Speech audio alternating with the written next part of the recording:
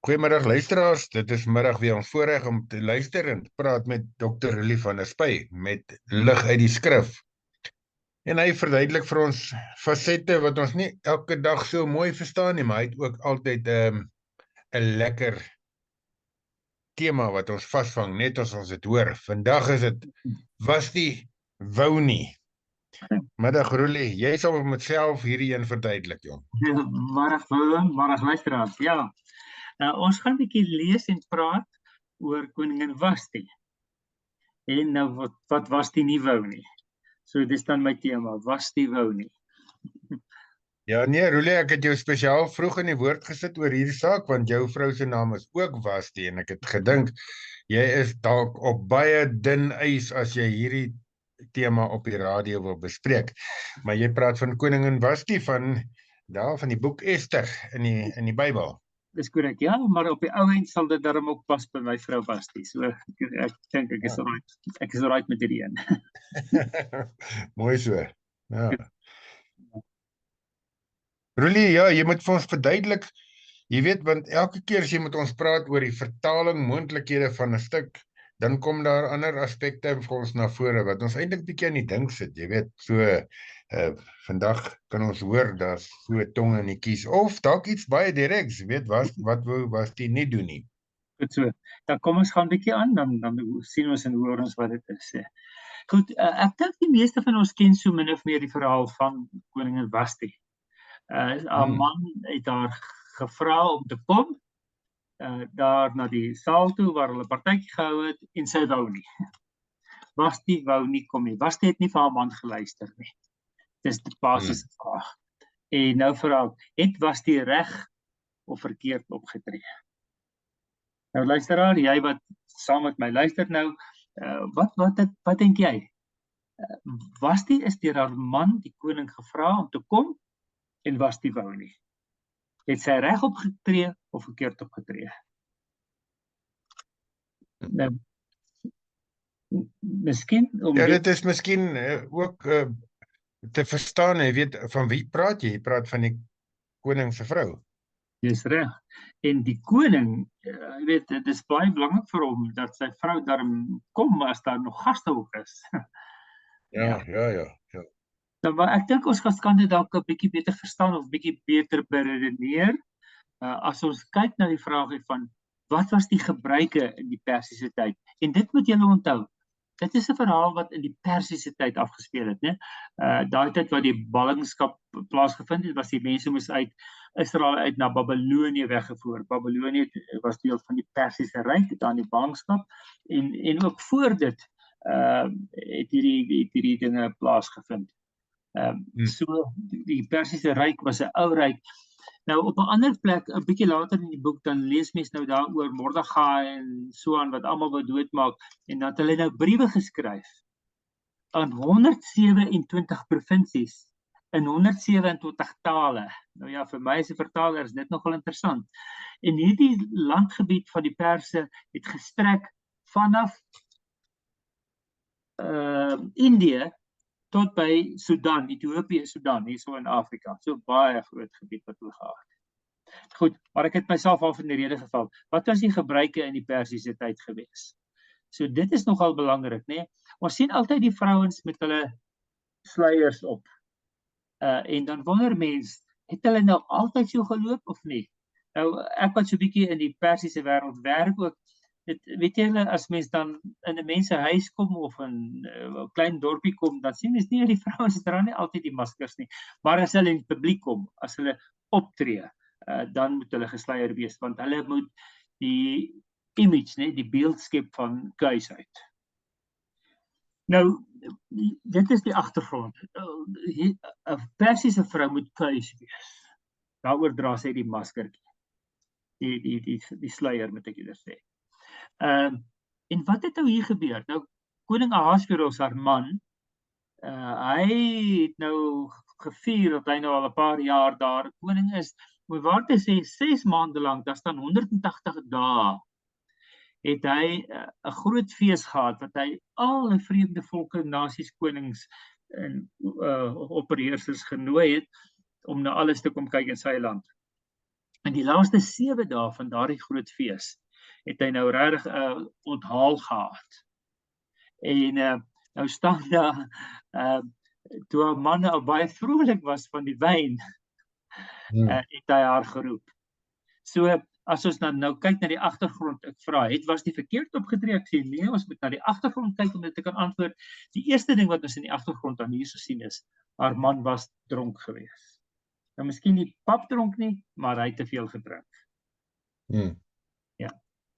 Die ander ding wat ek net beklemtoon het, is die van die respek.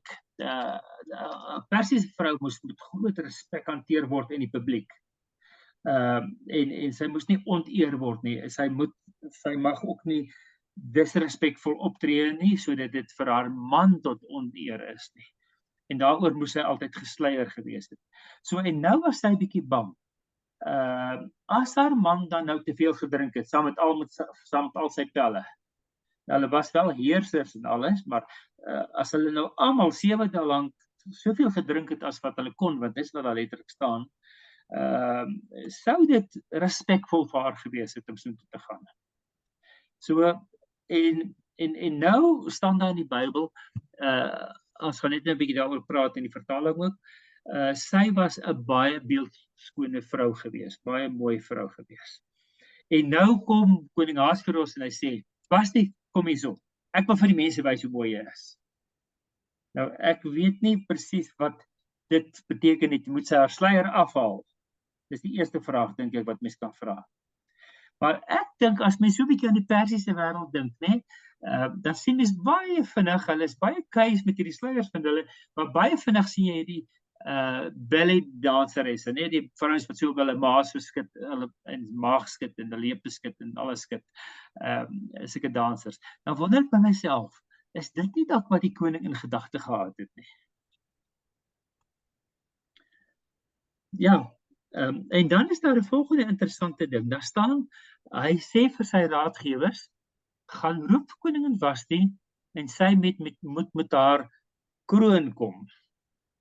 Nou, die Hebreëus is snaaks daar staan, soos mense, as ek sal sê, sy moet in haar jas kom, dan sal ek sê, dat is 'n voorsetsel, wat sê, dit beteken in haar jas, in haar mooi klere. Maar dan staan daar letterlik in Hebreëus, sy moet in haar kroon kom. So sy moet geklee wees met haar kroon, dis wat hy vereis. En interessant, daar's 'n paar van die Joodse bronne wat sê, hulle wonder of dit nie beteken het, koning Ahasveros wil hê, sy moet sonder klere net met haar kroon daar kom. So,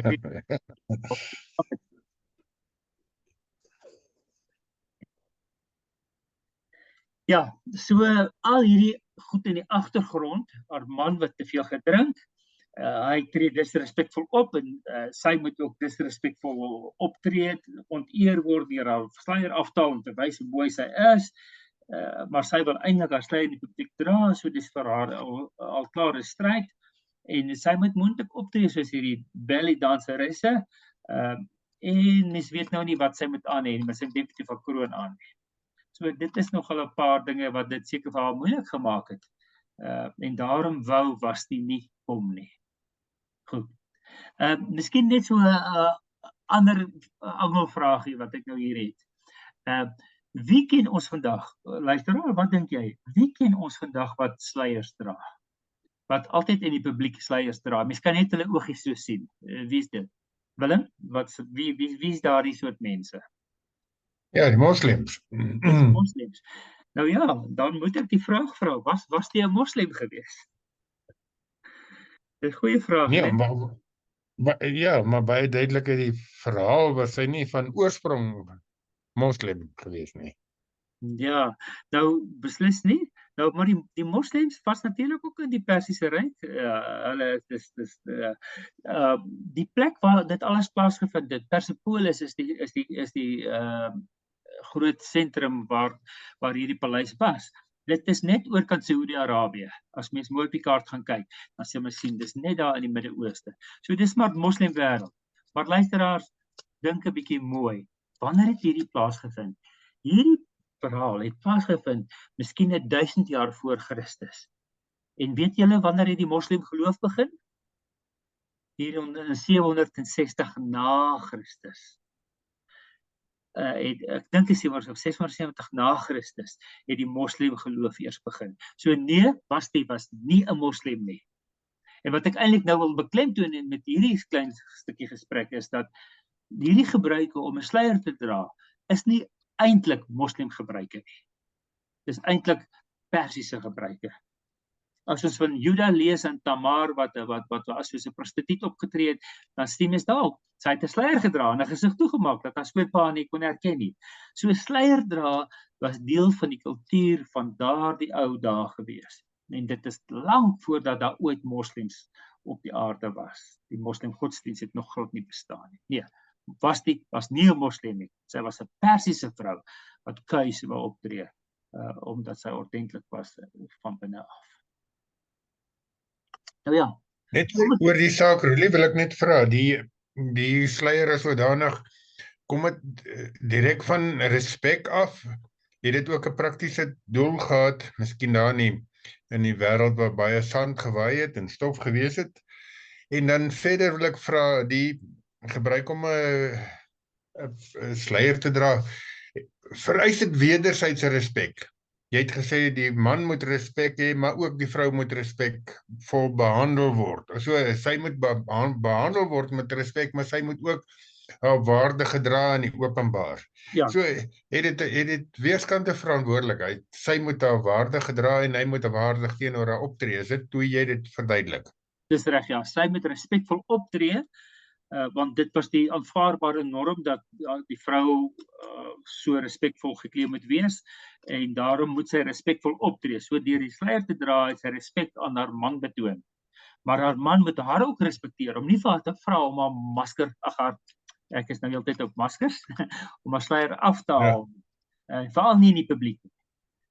Want dan tree hy teen die kultuur, die kulturele gebruik op en dit wat as aanvaarbaar en respekvol gesien word. So dit loop twee kante toe. Ja, as jy nou vra oor die praktiese gebruike, mense wonder baie keer waar kom hierdie dinge vandaan, klere drag vandaan en alle goed vandaan. Nou ja, ek dink soos jy sê, dit was maar die sanderige, woestynerige wêreld daar.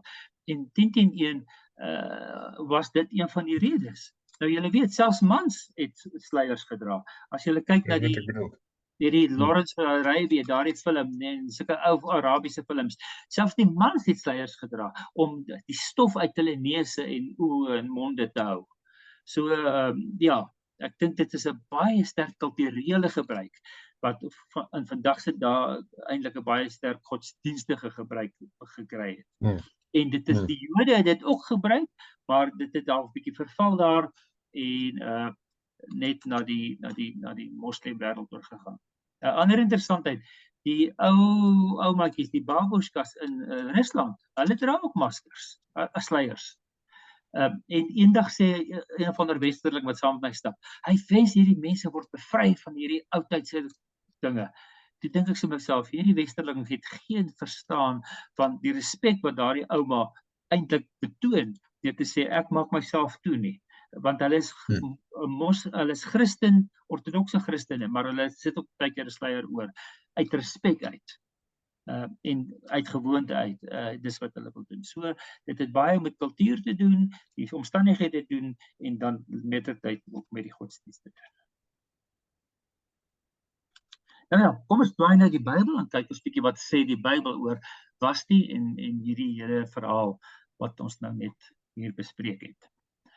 Luisteraars, blaai saam met my asseblief na Ester hoofstuk 1. Nou ja, Ester is bietjie moeilik om te kry. Esra nie, maar Ester, Job, Psalms. So as jy Psalms in die middel van die Bybel kry, een boek terug is Job en een boek voor dit is 'n baie klein boekie, Ester. Die boek Ester. Ons gaan uit die boek Ester uit lees, net hoofstuk 1 en dan so 'n versie uit hoofstuk 2 agterna.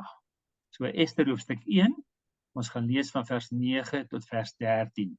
Onthou net nou het ek gesê dat daar was 'n 180 dae lank fees en dan die hoogtepunt van die fees is die laaste 7 dae.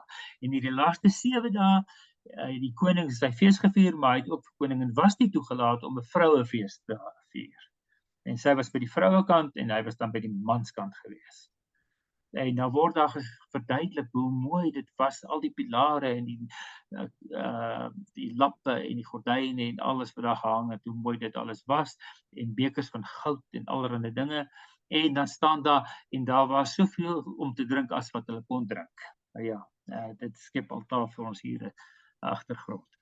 So, ek gaan dan nou lees in die 53, die ou vertaling, Ester 1, vers 9 tot by vers 13. Ook het koningin Vashti 'n vrouemaaltyd aangerig in die koninklike paleis van Ahasveros. Op die 7de dag, toe die hart van die koning vrolik was van die wyn, het hy aan Mehuman, Biztha, Harbona, Bigtha, Abagtha, Setar en Karkas, die 7 hofdienaars wat voor koning Ahasveros gedien het, gesê dat koning Vashti met die koninklike kroon op voor die koning moet dat hulle koning Vashti met die koninklike kroon op voor die koning moet bring om haar skoonheid aan die volke en die vorste te toon, want sy was mooi van aansien. Maar koning Vashti het geweier om te kom op die bevel van die koning deur middel van die hofdienaars aan haar oorgebring is. Toe het die koning baie kwaad geword en sy woede het in hom ontvlam. En die koning het aan die wyse manne, die kenners van die tye gesê, want so word die sake van die koning aan al die kenners van die wet en die reg voorgelê. So, ja, so dit is nou interessant hierdie vertaling. Ek lig vinnig 'n paar dinge uit, dan kom ons net daarby terug. Die eerste vers wat ons gelees het, vers 9, Ester 1 vers 9 staan daar, en sy het 'n vroue maaltyd aangerig. Dit is nogal snaaks. En dan staan daar toe die vers 10, op die 7de dag toe die hart van die koning vrolik was van wyn. So 'n interessante uitdrukking. Het hy hierdie mense, die 7 hofdienaars, gevra om vir die koningin te gaan roep. Ja, so net 'n paar dinge wat ek dan uitgelig het. Willem, sal jy asseblief vir ons ook hierdie selfde gedeelte lees in die 83 vertaling? Dis Ester 1 vers 9 tot by vers 13. Ester 1 vers 9 tot 13 in die Afrikaans 83. Koningin Vashti het intussen ook die vrouens onthaal in die paleis van koning Ahasveros. Op die 7de dag, toe die koning baie vrolik was van die wyn, het hy 7 paleisbeamptes geroep, Mehuman, Biztha, Harbona, Bigtha, Abagtha, Setar en Karkas. Hy het hulle beveel om koningin Vashti met haar kroon op na hom toe te laat kom, sodat hy vir al die mense, al die hoë amptenare kon wys hoe mooi sy vrou is, hoe mooi sy is. Sy was 'n baie mooi vrou. Koningin Vashti het egter geweier om te kom soos die koning deur haar paleisbeamptes beveel het, soos die koning haar deur sy paleisbeamptes beveel het. Toe het die koning baie kwaad geword.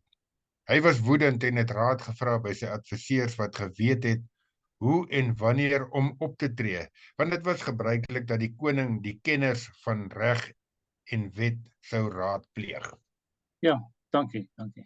So bietjie, anders 'n bietjie makliker om te verstaan hier en daar. So kom ons bly dan maar aan dat die Afrikaans 2020 vertaling van Ester 1 vers 9 tot 13. Ook koningin Vashti het in die paleis van koning Ahasveros vir die vroue 'n feesmaal aangebied. Op die 7de dag, toe die koning vrolik was van die wyn, het hy vir Mehuman, Biztha, Harbona, Bigtha, Abagtha, Setar en Karkas 7 van die enogs wat koning Ahasveros persoonlik bedien het gesê om koning Vashti te gaan haal. Hulle moes met haar hoofdwysel, sy moes met haar hoofdwysel voor die koning haar skoonheid aan die gewone mense en hoë amptenare vertoon, want sy was beeldskoon. Maar koning Vashti het geweier om te gaan, soos die koning haar deur die enogs beveel het. Die koning het hom bloedig vererg. Hy was briesend kwaad.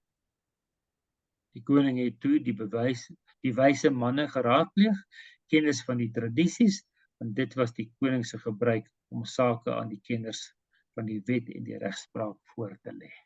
Ja, so interessant, kom ons kyk na 'n paar dinge, soos ek sê, wat verlore is in vertaling. Die eerste ding is vers 9, dis nou nie regtig verlore in vertaling nie, maar dis net interessant. Vers 9 in die 53 vertaling staan daar, sy het 'n vroue maaltyd aangerig. Interessant, ek het nou na die Hollands gekyk, dis presies soos die Hollandse vertaling dit sê. So ek dink dis nog maar 'n bietjie 'n Hollandse manier om dit te doen. En ek dink nie almal kan so lekker verstaan wat beteken dit sy het 'n maaltyd aangerig nie. Goed. Vers 10. Die hart van die koning was vrolik van wyn. So dis interessant. Dit is ook eintlik letterlik, die Hebreëse uitdrukking is letterlik so, sy hart was vrolik van wyn. So dit beteken hy was nou al so jolly geweest, né? Hy kon dit nie meer hou nie van te veel wyn drink. Ook in vers 10, en dit is 'n meer interessante ding om na te kyk ten opsigte van die vertaling. Willem, die vraag wat ek wil vra, en dit is presies die vraag, luisteraars, wat ons mee sukkel, wat ons na moet kyk as ons vertaalwerk doen. Was daar net 7 hofdienaars, of het net 7 hofdienaars die koning bedien, of was dit 7 van die hofdienaars? Nou Willem, ek weet nie, wat dink jy, wat is die antwoord op hierdie vraag van my? Was daar net 7 hofdienaars? Of was hierdie net 7 hofdienaars wat hom bedien het op daardie stadium? Of was hierdie 7 van al die baie hofdienaars? Roelie, as jy my sommer so vra, sonder dat ek, en dan kyk ek na die 3 vertalings wat ons gelees het, 53, 7 hofdienaars, 83, 7 paleisbeamptes, en dan die 2020 vertaling, 7 enigs. Dan sal ek sê, die enigs geef my dalk 'n aanduiding dat dit die 7 is wat waarskynlik na die vroue kant van die paleis omgesien het, miskien in beheer was, daarvan nie noodwendig die enigstes nie, maar die wat in daai afdeling gewerk het, en dis hoekom hulle waarskynlik vir Vashti moes gaan die opdrag oorbring het. Maar my vraag is, was daar net 7 of het net hierdie 7 gewerk? Kyk wat sê die 53 vertaling. Die 53 vertaling praat van die 7 hofdienaars. So volgens die 53 vertaling lyk dit of daar 7 gewerk het in hierdie opsig, en hierdie 7 moes gaan om haar te gaan roep. Die 83 vertaling sê, en hy het 7 paleisamptenaars, paleisbeamptes geroep. So dit klink, daar was 'n paar gewees en hy het 7 geroep. So volgens die 53 vertaling klink dit of daar net 7 was, hier klink dit, hy het 7 geroep. Die 2020 vertaling maak dit eintlik baie duidelik en sê, hy het 7 van die amptenare geroep. So uit die 2020 vertaling klink dit regtig of daar baie meer was. En 7 van hulle. Die 83 vertaling is nie so duidelik nie of daar 7 was, net 7 of 7 van hulle, want hy het 7 geroep.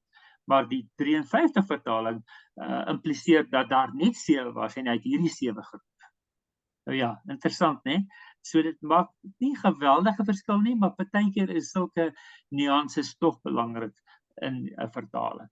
Nou ek dink eintlik die laaste 2 is meer korrek, die 83 en die 2020, 7 paleisbeamptes, ek hou eintlik die meeste van die 83, wat nie spesifiek bepaal of dit hoeveel daar was nie, maar 7 beamptes geroep, dit is net algemeen. En dan, hoe word hierdie beamptes genoem? Die 53 vertaling noem hulle hofdienaars. Die 83 vertaling noem hulle paleisbeamptes. En die 2020 vertaling noem hulle enigs. Nou wat ek moet sê oor die woord enigs is eintlik nie 'n vertaling nie. Enigs is eintlik 'n transliterasie van die oorspronklike tale. En nou moet mens gaan kyk wat beteken die woord enigs. Enigs, die woord beteken ontmandes. En daarom het Willem gesê, ja, dis moontlik hulle dan wat by die koningin se afdeling gewerk het. Want hierdie mans moes nie gemeenskap kon hê of wou hê met die koningin nie. So hulle is 'n bietjie veilig gemaak. Soos mense ook baie keer 'n dier kan ontman of maak dat hy nie kan kleintjies kry nie, so wou hulle nou dieselfde ding doen met die mense, met die manne wat daar gedien het. Maar die 83 vertaling praat net van paleisbeamptes, want hierdie eunuchs wat so ontman is, was altyd paleisbeamptes, of dan volgens die 83 hofdienaars. Maar as mens nou in ander vertalings kyk, dan staan daar ook, hulle was soos die ministers van die regering gewees. So eintlik wat gebeur het is, koning Skeba het ook eunuchs gehad wat vir haar gewerk het. Maar hierdie manne het later belangrike werk gedoen.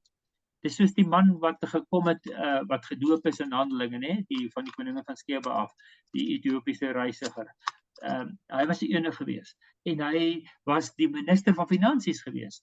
So later het die eunuchs ministers geword en daar word beweer dat hierdie woord eunuch kon later dan beteken minister. Of hy dan ontman is of nie ontman is nie, maar aanvanklik was hulle ontman, maar dalk nie noodwendig altyd daarna nie. Maar die eunuchs was die ministers, was die amptenare. En daaroor het hierdie woord eunuch dan later die betekenis begin kry van paleisbeamptes, hofdienaars, ministers, hoë amptenare. Ja, meestal was hulle, of aanvanklik was hulle ontman, maar nie noodwendig later nie. So ek hou nie van die vertaling van 2020 wat sê eunuchs nie, ek hou meer van die 83 wat sê paleisbeamptes.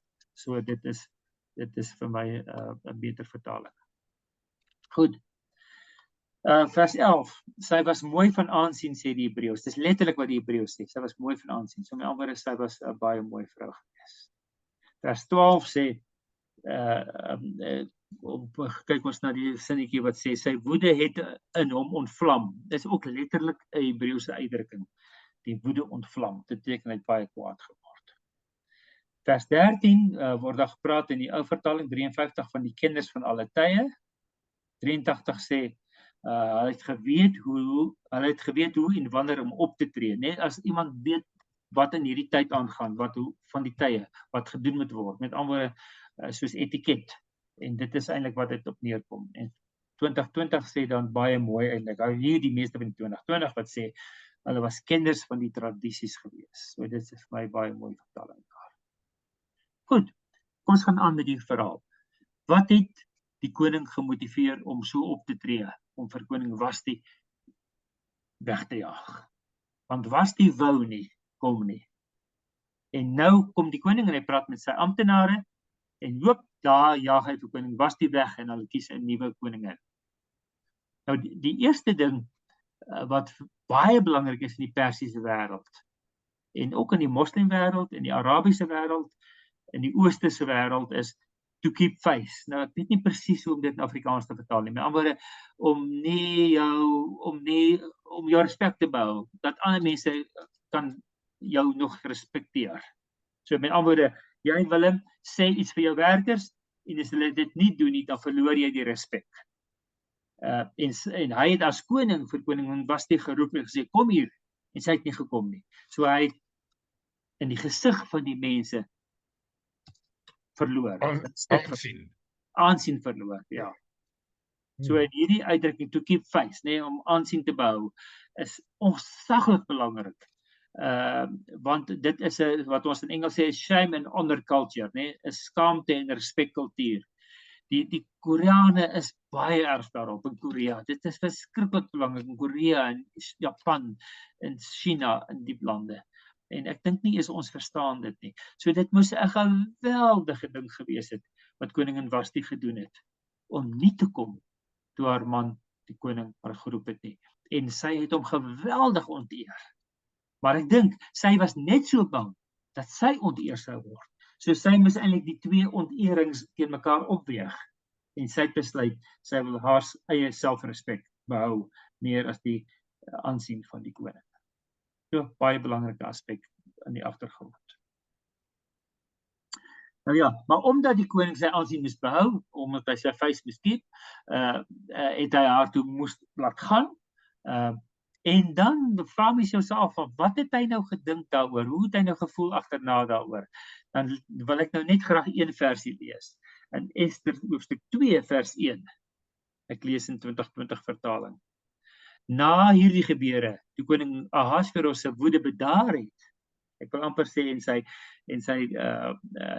nigter geword het hy aan Vashti gedink, aan wat sy gedoen het, en hoe oor haar besluit is. So baie interessant, nee, ek sê hierso, spyt kom altyd te laat. Want miskien het hy, toe hy nigter is, besef, hy het hierdie ding veroorsaak. Hy het te veel gedrink. Hy het verkeerd opgetree, deur haar te roep om haarself te kom vertoon daarvoor die manne. En nou dat sy woede bedaar het, en hy nigter geword het hy weer aan Vashti gedink. Ja, vir my baie mooi versie om uit te lig. Roelie, weet ek het al voorheen hierdie gedeelte gelees en ek het gedink, jy weet, as hierdie respek vir daardie mense en hierdie aansien wat die koning wou gehad het, so belangrik was, ek wonder partykeer as sy gevalle daarvoor en gaan optree op 'n skaamtelose manier, of hy in elk geval nie waarskynlik sy respek vir haar sou verloor het en dan sou sy deur haar ontering vir hom nie meer waardig gewees het, dan sou hy 10-1 tot dieselfde konklusie gegaan het. Jy weet, en haar in elk geval laat loop het. Ek het al gewonder daaroor. Ja, interessant, ek het nou 'n bietjie gelees oor die ding, en 'n paar van die Joodse wetwerwe wat gekom het, uiteindelik dieselfde vraag gevra. En as mense na hierdie versie kyk wat ek sopas gelees het, Ester 2 vers 1, dan staan dan na hierdie gebeurte het koning Ahasveros sy woede bedaar het, nou sit ek by en nigter geword het, dan staan daar, het hy gedink aan wat sy gedoen het. Miskien het hy besef, haar optrede was reg gewees. Hy het gedink aan wat sy gedoen het. Ja, dit is baie interessant. So, en as ek dan nou kan aangaan en begin afsluit, wil ek dan sê, ek het net oor gepraat dat hierdie werklike gebeure is, net daar in die Persiese wêreld. Dis nie net verhale, en mens kan na Iran toe gaan en hierdie goeie sien, nee. Maar ek wil sê, hy het opgetree wat deur optrede van haar kant afgewek is. Nou ek het 'n bietjie gaan rondkyk, wat beteken die naam Vashti? Nou, in moderne Persies beteken dit iets soos goedhartigheid, goodness, nee, sy is goedhartig, is 'n goeie mens, nee. En ek dink dis dalk 'n afgeleide betekenis. Maar die Hebreëus, sheta, beteken om te drink. Shetai beteken die gedrinkery, of iets so daar rondom drink. En ek dink dis amper ek wil amper sê 'n bynaam, 'n titel, wat dan aan hierdie koningin gegee is. Sy is die koningin van die drinkery. Nou, sy wou nie dat optree in die drinkery, maar daar die koningin van die tyd van die drinkery. Dis letterlik wat haar naam hier kan beteken. En ek dink dis dalk 'n simboliese naam wat aan haar gegee is, want hierdie koning het verkeerd opgetree in sy drinkery. En daaroor word dan na hierdie koningin verwys, met daardie naam. Vashti het gedoen wat reg is. Die koning se optrede is uitgelok deur sy dronkenskap. Hy het 2 verkeerde dinge gedoen, om haar te roep, omdat hy nie nigter was nie, en om op te tree sonder om respek te wys teenoor haar. En daarom wou Vashti nie. Goed. En hiermee wil ek afsluit, luisteraar, en vir jou ook sê, wat leer ons dan nou uit Vashti uit? Uit Vashti se verhaal uit? Ek sê ons leer iets oor ons optrede teenoor ons lewensmaat. En ek wil vir jou sê, dink 'n bietjie mooi daaraan. Moenie dat jou optrede jou of jou lewensmaat dwing om op te tree op 'n manier wat onherroepelike gevolge het nie. Moenie so optree dat jou lewensmaat op 'n manier optree wat jy nie kan regmaak nie. Want dis presies wat koning Ahasveros gedoen het. Sy optrede het veroorsaak dat koning Vashti so optree. En toe moes hy natuurlik nou weer ander manier optree uit die kultuur uit en uit die aansien uit, en dit was onherroepelik, en hy het lank daaraan gedink wat Vashti gedoen het, maar ek wil amper sê wat hy gedoen het wat Vashti dit laat doen het. Ja, natuurlik, jy kan dan net, jy praat amper met die mans op 'n manier as jy dit sê, maar dan wil ek sê vir die vrouens ook, wees ook 'n Vashti, weet, en tree so op dat jy jou eie respek behou, al verloor jou koning, dan in hierdie sin die respek, of hy word eintlik geforseer. Hy het eintlik nie sy respek vir haar verloor nie, want toe hy nigter was, het hy daaroor gedink. Ja. Maar sy het haar lewenskwaliteite, haar face, wat jy net nou gesê het, haar aansien vir haarself, en teenoor baie ander, dink ek, en vandag vir ons, behou. As ons daarna kyk, dan sê ons, ja, so moet 'n sterk vrou optree, nie toegee aan onbehoorlike vereistes, alles uit jou man nie. Ja, en in hierdie tyd en lewe van ons, waar daar soveel onreg teenoor vroue gedoen word, en soms ook teen manne, is dit 'n belangrike boodskap. En dit is so asof jy my notas gelees het, Willem, want ek wou sê, ek het geskryf hierso, wees 'n wasdie vir jou lewensmaat. Nou, iemand wat optree met respek. Maar dan sê ek, wees 'n goedhartige koning vir jou lewensmaat. So die een teenoor die ander, ons moet letterlik vir mekaar optree, dat ons nie die een vir die ander een veroorsaak op 'n manier op te tree, wat onherroepelike gevolge het nie. En luisteraar, hiermee wil ek afsluit en vir jou sê, soos Vashti, moet jy vas staan vir dit wat reg is. Jy is vrou, maar jy is man ook. En soos Vashti, moet jy opstaan vir dit waarin jy glo. En ek dink as ons geloof as die basis het, en die reg en geregtigheid daarbo bou, dan sal ons ver kom in hierdie lewe en in hierdie land van ons. Mag die Here jou